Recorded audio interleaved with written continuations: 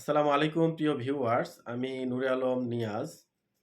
আজকে একটি গুরুত্বপূর্ণ ভিডিও নিয়ে আপনাদের সামনে উপস্থিত হয়েছি।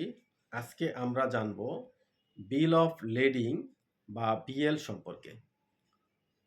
মূলত আন্তর্জাতিক বাণিজ্যে বা এক্সপোর্ট ইম্পোর্ট বাণিজ্যের ক্ষেত্রে এই বিল অফ লেডিং খুবই গুরুত্ব বহন করে থাকে। বিল অফ লেডিং বলতে আমরা বুঝি যখন কোনো এক্সপোর্টার তার পণ্যসমূহ সমুদ্রপথে বায়ারের কাছে জাহাজের মাধ্যমে প্রেরণ করে থাকে এবং সেই জাহাজ কর্তৃপক্ষ বা শিপিং লাইন সেই এক্সপোর্টারকে একটি ভাড়ার চুক্তিপত্র বা রসিদ প্রদান করে থাকে। সেই ভাড়ার চুক্তিপত্র বা রসিদটিকেই আমরা বিএল বলে থাকি। এই বিএল খুবই গুরুত্ব বহন করে থাকে একজন এক্সপোর্টার এবং ইম্পোর্টারের জন্য।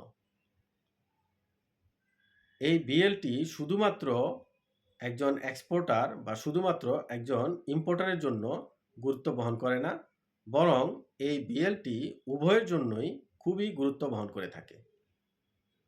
যেমন প্রথমত, যদি কোনো কারণে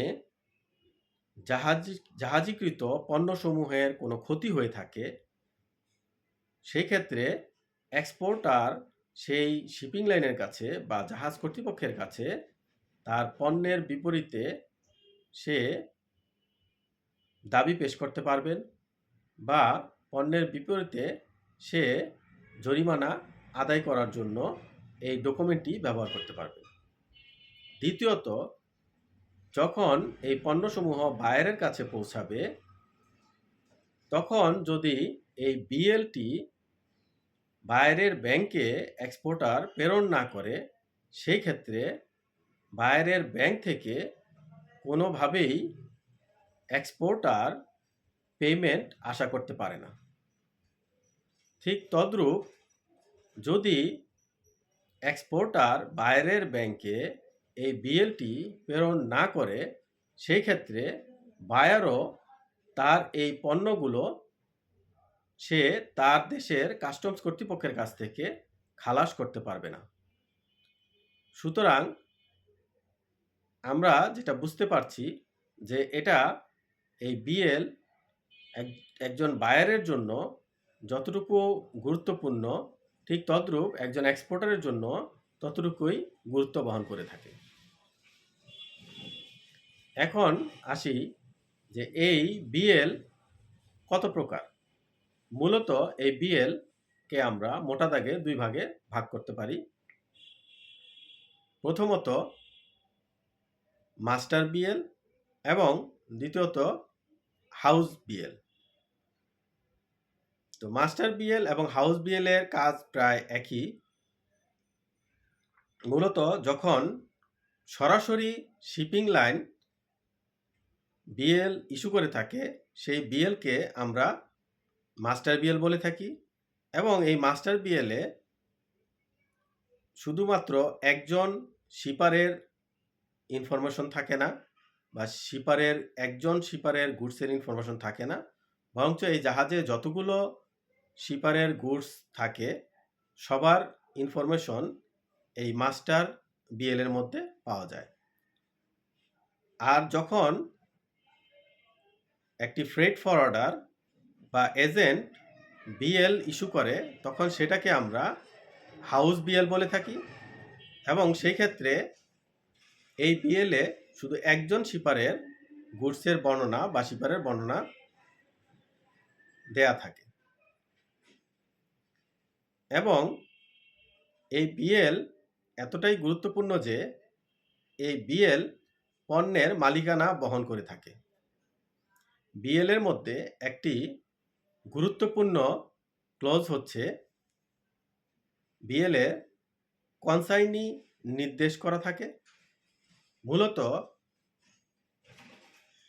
বিএল এর মধ্যে যে এক্সপোর্টার, সেই এক্সপোর্টারের যে ব্যাংক আছে, সেই ব্যাংককে কনসাইনি করা হয়ে থাকে এবং এক্সপোর্টারের ব্যাংক সেই বিএল হাতে পাওয়ার পর বায়ারের ব্যাংককে এন্ডোসমেন্টের মাধ্যমে কনসাইনি করে দেয় এবং সেই এন্ডোর্সমেন্টকৃত বিএল এবং সাথে আনুষঙ্গিক ডকুমেন্ট সহ এই বিএলটি বায়ারের ব্যাংকে প্রেরণ করে। বায়ারের ব্যাংক এই বিএল হাতে পাওয়ার পর যখন সে হাতে পায় তখন এর কনসাইনি থাকে বায়ারের ব্যাংক। তো বায়ারের ব্যাংক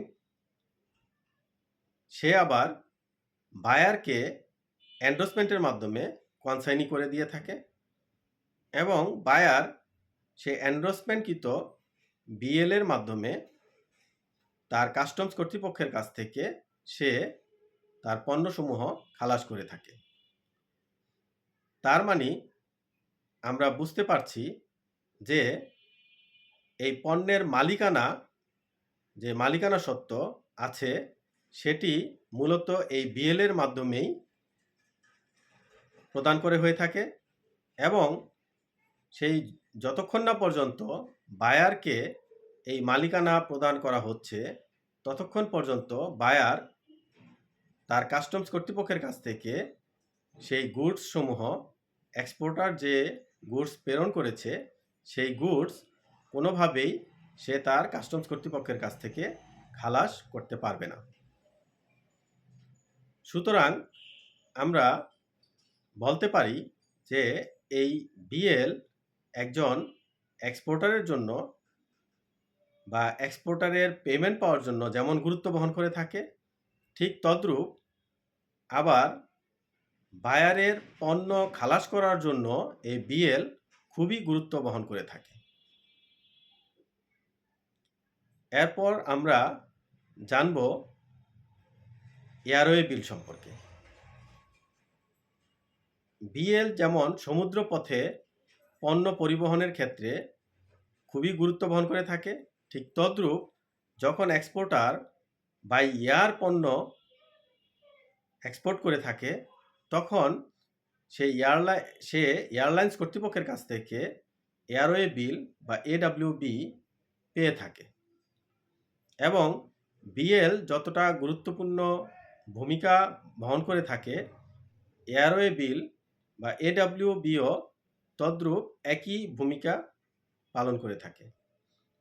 মানে দুটি ডকুমেন্টই বায়ার এবং এক্সপোর্টারের জন্য খুবই গুরুত্ব বহন করে থাকে। এখন আসি এয়ারওয়ে বিলের কনসাইনি নিয়ে আলোচনা। মূলত বিএলে এক্সপোর্টারের ব্যাংকে কনসাইনি করে দেওয়া হয়ে থাকে, কিন্তু এয়ারওয়ে বিলের ক্ষেত্রে এক্সপোর্টারের ব্যাংকে কনসাইনি করা হয় না। এখানে বায়ারের ব্যাংকে কনসাইনি করা হয়ে থাকে, কারণ এয়ারে যখন একটি পণ্য এক্সপোর্ট করা হয়ে থাকে তখন অতি দ্রুত বায়ারের কাছে পণ্যটি পৌঁছে যায় এবং এই ডকুমেন্ট প্রেরণ করতে যে সময়ের প্রয়োজন, এই সমস্ত ডকুমেন্ট রেডি করতে যে সময়ের প্রয়োজন হয় সেই সময়ের আগেই পণ্য বায়ারের হাতে পৌঁছে যায়। যদি এখানে সমস্ত ডকুমেন্ট রেডি করতে যে সময়ের প্রয়োজন সেই সময়ের ভিতরে দেখা যাবে যে বায়ারের পোর্টে পণ্যটি পড়ে আছে এবং বায়ারকে এই জন্য বিরাট অঙ্কের ড্যামারেজ গুনতে হচ্ছে।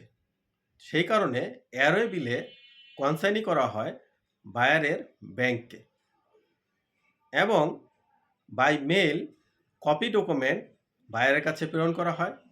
বায়ার সেই কপি ডকুমেন্ট তার ব্যাংকের মাধ্যমে শিপিং গ্যারান্টি করিয়ে তার পণ্য খালাস করে থাকেন। এই হচ্ছে মূলত এয়ারওয়ে বিল আর বিএল এর মধ্যে যে মোটা দাগে যে পার্থক্য সেটি আমরা আলোচনা করলাম।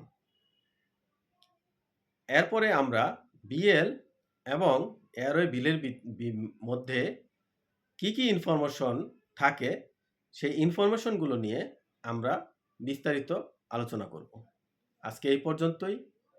সবাই ভালো থাকুন, সুস্থ থাকুন। আসসালামু আলাইকুম ওয়া রাহমাতুল্লাহি ওয়া বারাকাতুহু।